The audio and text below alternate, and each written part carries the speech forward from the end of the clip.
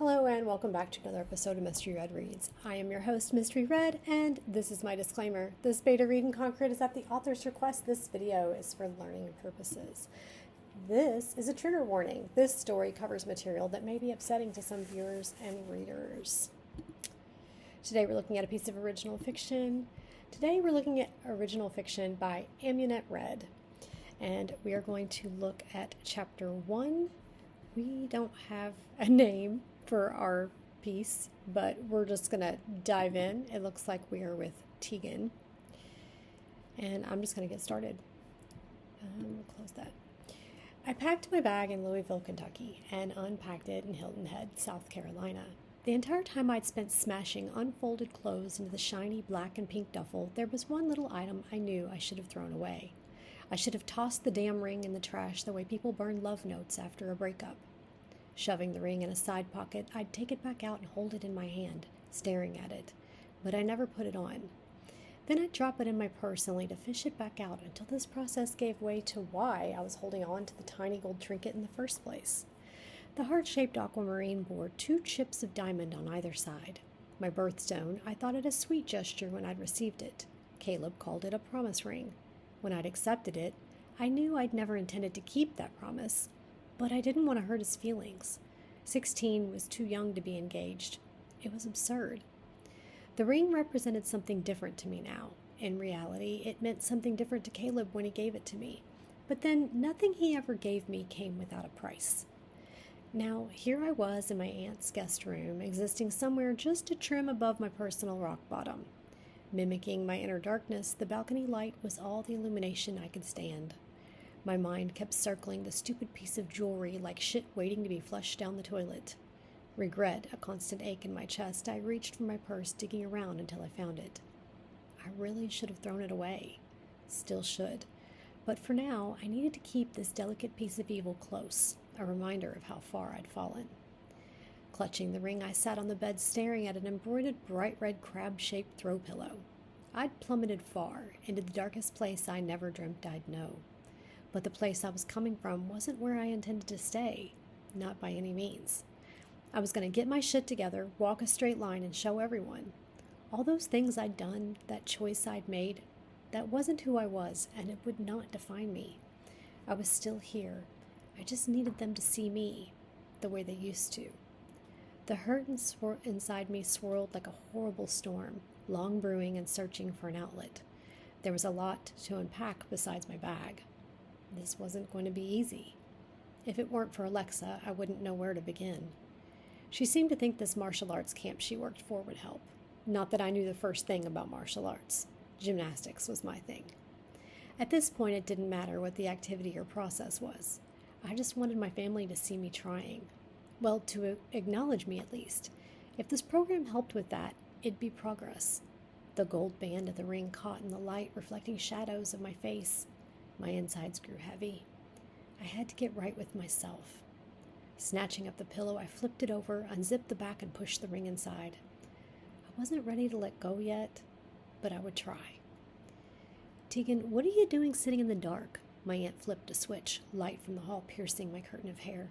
With a groan, I shoved tangled red strands from my eyes, glanced at her, then buried my face in the pillows. Even as miserable as I felt, I couldn't help but peek at her beneath my arm. Alexa wasn't beautiful in the conventional way. No, she was badass breathtaking. The light caught the 3 beauty marks on her left cheek. They were like a little constellation, but of what I didn't know. In her 40s with spiky blonde hair and fuck-me eye makeup, she didn't look related to Mom. Alexa wasn't as wild as she used to be, though. I guess life could put out the fire in anyone, or someone would put it out for you. But I wouldn't imagine Lex letting a guy take her to her darkest place. Not like I had. She was too confident for that. Hiding my face, I attempted to shoo her away. Go. I'm wallowing in misery. The mattress dipped as she plopped down beside me and began nudging me with her hip. Scoot over. Grumbling, I reached for another pillow to mash over my head. I accidentally knocked my bag off the bed, but didn't bother picking it up. The poetry tattoo on Lex's forearm flickered by as she leaned over me to turn on the bedside lamp. Do you want to talk about it? Talk about it? I didn't want to think about it. Besides, the lump in my throat could strangle an elephant. I wanted to shut my eyes, go to sleep, and wake up in some alternate reality where none of it ever happened. There were no do-overs. Talking won't help. I closed my eyes. I can't change it, so why bother talking about it? The bed dipped and sank so much I had to look to see what Lexa was doing. Lex was my family's wild card. She spoke her truth, sometimes other people's truth for them, and she always did what she wanted.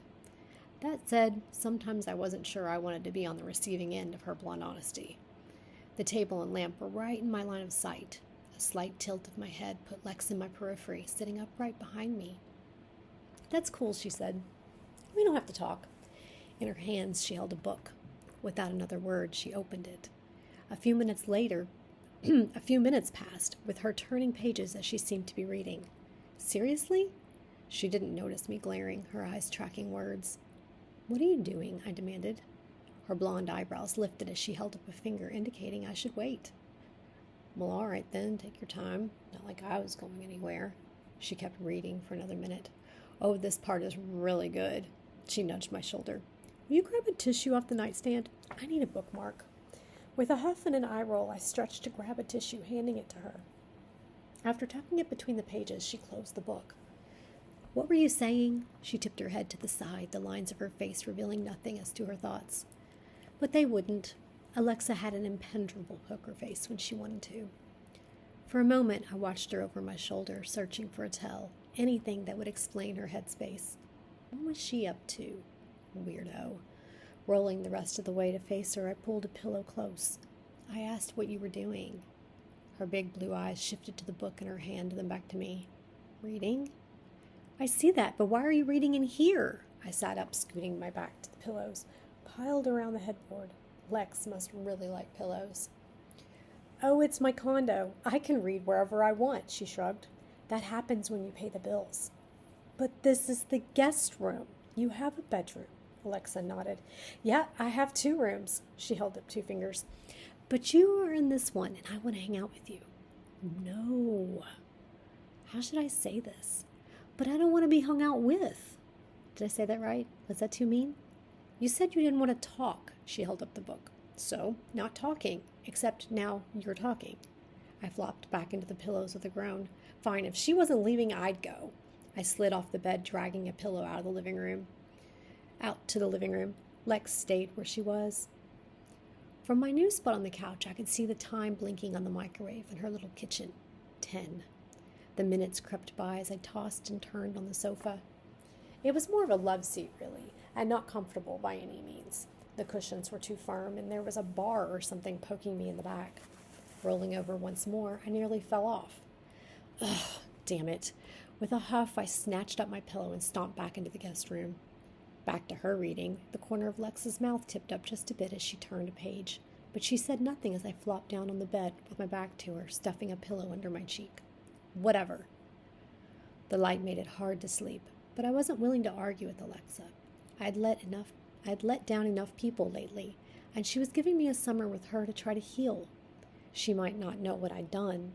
She might not. Wait, she might know what I'd done. She might not. I glanced over my shoulder, noticed my aunt dozing off into her book. Mom was so ashamed she might not have told Lex. Easing myself over so I didn't disturb her, I slipped the book from her hands, marking the page with a tissue again. Despite what everyone believed about me, they were wrong. I spread my blanket out, covering Alexa and me both. They didn't know me, and they didn't know what really happened. Mom just didn't know what to do with me. That didn't mean Alexa did, but she wanted to help, and she seemed to believe her friends and their martial arts thing would. I reached over and turned off the light. I could not let her down. I lay there in the dark, waiting for sleep while Lex snored behind me. Balcony light bled through the slats in the blinds, illuminating the red crab pillow that had fallen to the floor with my bag. My fingertips curled into my palms as I stared at the zipper. I could still remember what happened just before he gave me the ring. Caleb had his arm around my neck as he guided us around the mall. "Let's go in here." He steered me into a boutique. Inside, he paraded me through the store, stopping in front of each display. "Pick something out." "What?" I looked at him. "Go on, pick something out," he shrugged. "Whatever you want. My grandma gets paid by the state to take care of me. She don't need it, so she gives me the money." A yuck sensation rolled through me. This was wrong. It had to be. But I don't want anything. He sneered, the corners of his mouth drawing back as he grabbed my arm. We're not leaving until you pick something.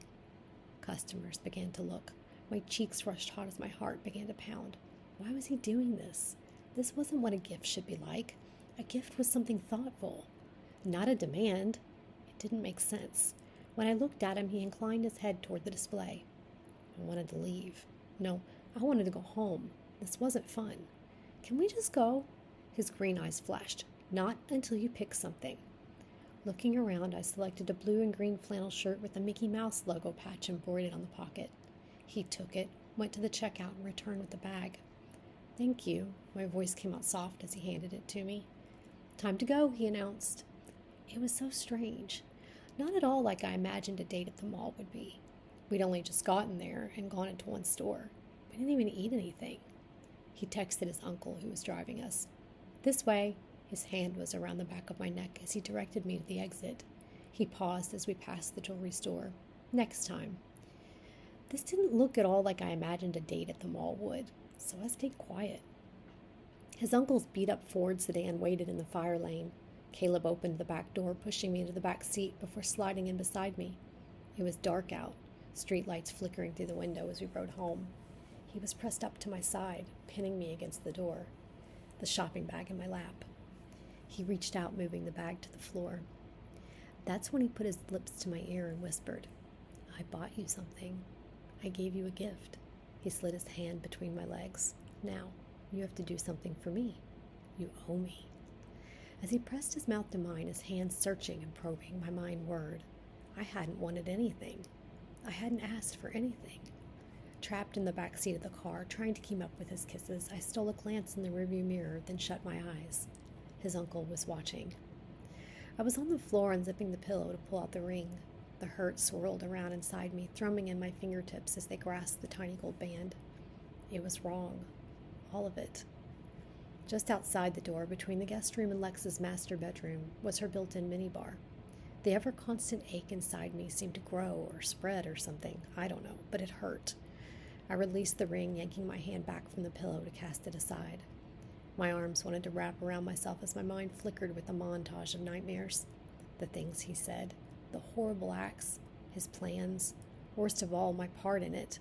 Shameful, dark things that I carried with me. A past that wouldn't let me sleep any more than it would let me live. I wished I didn't think so much. Or maybe if I were more like other girls, I wouldn't make such stupid choices. But I never fit in anywhere. What did I know of normal social interaction? I crawled across the room to the minibar and its little refrigerator containing a variety of bottles. I knew how to cook and clean and give heart medication, but I didn't know crap about sleepovers, parties, or Girl Scouts. There were small bottles, like really small, and bigger ones, some in pretty shapes or with fancy labels. I reached inside the fridge, pulling out an open bottle of bourbon from the middle. Shit, I didn't even drink the typical fruity crap that other teens would go for. Was nothing about me normal? A glance toward the guest room showed Lex still sound asleep. Good. Making my way out into the balcony, I opened and closed the door, then curled up in a cushy lounge chair with the bottle. There was little that eased the hurt. One was the liquor flowing down my throat, bringing along the familiar burn swirling in my gut. Soon I would be numb. I was fully aware I was running from my hellscape at the bottom of a bottle, but I didn't yearn for it. It wasn't an addiction. It was just an easy escape. East, that is when my preferred outlet wasn't available. I think it means easy. Easy, oops. And I'm just in a word. Okay. Easy, that is, when my preferred outlet wasn't available. Okay, I'll just highlight that. Enter gymnastics. Before my complete derailment, I was a gym rat. I guess I could condition anywhere, anytime, in any place. But the bottle in my hand was quieter than me pushing myself until I collapsed in Lex's living room at whatever o'clock at night. So yay bourbon. I scoffed as I lifted the bottle toward the draping live oak, blocking the sky. Yay bourbon. The next morning, Alexa chirped and bounced around around the condo like a songbird. I pulled couch pillows over my head, unable to decide whether to launch one at her face or pitch it at the eye-burning lamp she'd switched on. I can't believe you'd rather sleep out here than in the guest room just because of me. Rude much? She bustled around the living room tidying up. Anyway, up and at 'em. You'll be late for warm-up. I'm working on a heavy marketing campaign for the dojo's fall through spring sessions. I'll be at the office in their house today if you need me. Get excited, T. The dojo is incredible, and the program works. They've been helping kids for years. I know you'll love it. Her jabbering grated my nerves like a bad voice audition for a talent show. Peeking from beneath my pillow shield, I glanced toward the balcony. The sun isn't even up yet. I brushed my cotton ball of a tongue against the top of my mouth. How much did I drink last night? Uh-oh. What'd I do with the bottle? Take a shower and get dressed. Come on, get your sorry butt off the couch, Alexa lectured while putting her shoes on. Leo's not going to let you stay at camp if you don't keep up your end of the agreement. My end of the agreement? What more was there beyond showing up and attempting to learn to kick ass? I did want the workout. I relished the burn of muscles starting to lift me, flushing all of my emotional garbage out with every push-up. Gymnastics had always been good for that. I'd had to give it up when I was in trouble. It wasn't the same when I tried to go back. Martial arts sounded similar. I was hoping for a good workout. I challenged to search for my limits, and I needed a way to channel my pain as I worked beyond them. It was something to do so I wouldn't have to think, and that I could live with. There better not be any talking about my feelings or what happened. Screw counseling sessions. I wasn't telling anybody anything. I'm going to stop myself. So it's reading really well, except I've noticed some ands and buts. Lots of buts, actually. Let's see if we go back up here. And we hit edit, find, but. Okay, so here's one. That's not the start of a sentence, so I'm not going to count that one. That one is 2, and there's another one, 3. Yeah, that's not. Okay, that's not, and that's not, but those are 2 close together. I forced the corners of my lips up, but the fake smile went as fast as it came. I was facing each of them, but as I'd taken to doing, I didn't see them. At least not at first glance. Okay, I think this is further down, and so it's a good distance away. It read kind of well. I don't know. I'd probably go back and look closer at the sentences. Do I have a lot of them in here that start with and, just out of curiosity? No. Those are just ands. Okay. Doesn't look like it. All right. So the buts probably need to be looked at. And then I'm wondering about the pillows. It seemed like there was a lot going on with the pillows. So I kind of might go back and look at that. This is really long. Okay. So let's see. Do I highlight that one? That one. That one. Let me see. Is there another? Is that one highlighted? Did I get that one? I did. Did I? I think. Okay, and here's another one. Are they all just highlighted automatically because I did that? Okay. I want these to stay highlighted. They did. Okay, so there's 3. I feel like there was a 4th. Yep, there's a 4th. And then down here. Okay. Where did we leave off? I did not mark my spot. Now, in dialogue, I'm more inclined to let that go, but for the sake of pointing out how many there are, which I feel like, yep, there's another one right there. And now this is a teenager, so again, teenagers, they use the word but a lot, so I don't kind of undecided about that. Let's see, what else can we pick out here? I think if we go back and look at, yep, there's another one.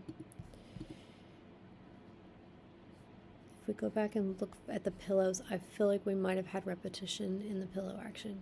or either that or too much of it, maybe. I don't know. It's like if it's in the setting, using it, as long as it's not the exact word for word. So let's try to look. Oh, we got caps lock on. A pillow. Okay, so for the sake of getting a quick glimpse, we're going to do this. And there, and then I can go back and look closer at the words surrounding it to see how similar the actions are. I mean, it's a prop, but we don't want the words to be exactly the same. I mean, this is a lot of pillows, although this one I kind of like right here. I sat up, scooting my back to the pillows piled around the headboard. Lex must really like pillows. That I do like. Okay, let's see if there's more after that. Oh my gosh. Okay, actually those are the ones we just looked at. Okay, keep going. Oh my gosh. All the pillows. All the pillows. Okay. Definitely started using those as maybe kind of like a little crutch there. I mean, it's a prop in the scenes. I don't know, but it seems like a lot to me. Okay, let's keep going. Is this one highlighted? I don't know. We're going to highlight it just in case. Is there any more of it after that? There's this one. Okay, is there another one after that? Okay. And, oh my gosh. How many are there? Where are we? Like, how far down have we gone? Have we gone further than we read? I didn't mean to do that. Okay. No. All right. We're going to highlight them all and then scan through and get a look. Let's see. All right. And there is an and, but I only think there was just the one, which is not terrible. Okay. No, whoa, we jumped way down. Okay, so we can go back up here. Let's take a look. How many times did pillow? Okay, so we got a bunch of butts. We probably need to look at that. Pillow, pillow, pillow, pillow, pillow, pillow, pillow. Those are kind of in close proximity, although I like the use of it here. This makes sense. I flopped back into the pillows with a groan. Fine, if she wasn't leaving, I'd go. I slid off the bed, dragging a pillow out to the room. This could be blanket. That could be a nice mix it up a little bit and go with it. Dragging a blanket out to the living room. Yeah, that would mix that up a little bit. And yeah, especially since we got more pillows down here. Definitely need to look at the pillows and the butts. Okay. At 23 minutes, I am going to stop here for two reasons. One, this is my original work. And two, I got to go to carpool. Thanks, guys, for tuning in. I'll see you next time on Mystery Red Reads.